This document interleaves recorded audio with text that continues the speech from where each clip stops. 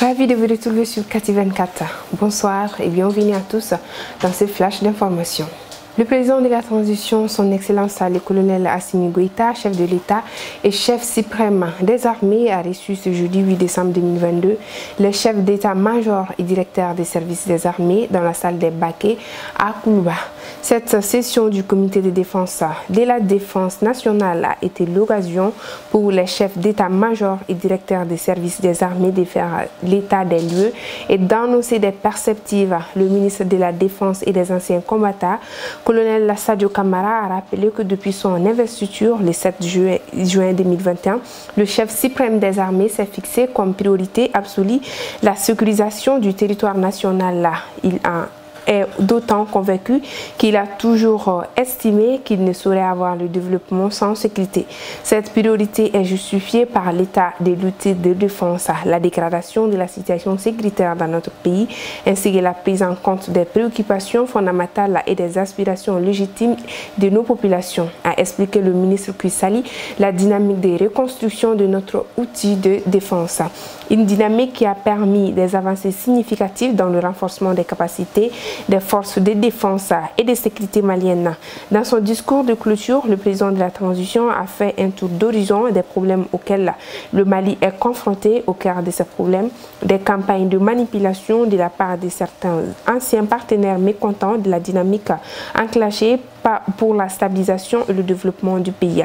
Faisant le bilan des acquis depuis août 2020 jusqu'à nos jours, le président de la transition s'est réjoui des résultats obtenus, conséquence directe du changement de la dynamique opérationnelle eu égard au renforcement et à l'équipement des forces en moyens de combat terrestre, aérien et aéromobile. Selon le ministre de la Défense et des anciens combattants, colonel Sadio Kamara, les nouvelles acquisitions d'équipements sophistiques terrestres, aériens et aéromobiles ont rapidement permis aux forces de défense et de sécurité maliennes d'obtenir les résultats positifs. Le ministre des Affaires étrangères et de la coopération internationale, son Excellence M.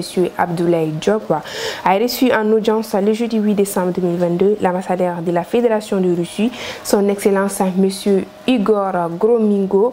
Les deux personnalités se sont félicitées de la convergence de vues et du soutien mutuel entre le Mali et la Russie sur des questions importantes à examiner dans les instances internationales. En outre, des sujets d'ordre politique visant le raffermissement des liens d'amitié et de coopération bilatérale ont été abordés. Insécurité grandissante à Bamako. Hier, jeudi 8 décembre 2022, aux environs de 20 h, le poste de sécurité de Sinzana Gare a été cible d'une attaque par des bandits armés non identifiés.